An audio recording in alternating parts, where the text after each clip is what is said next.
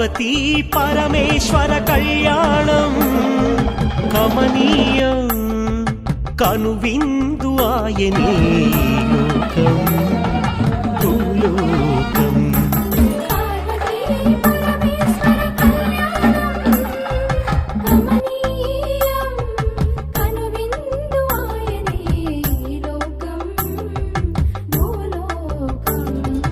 పిల్లలార పెద్దలార ముక్కోటి దేవతలార చూడగరారండి తనివి తీరా శివ పార్వతి కళ్యాణం లోకాలకు శుభకార్యం.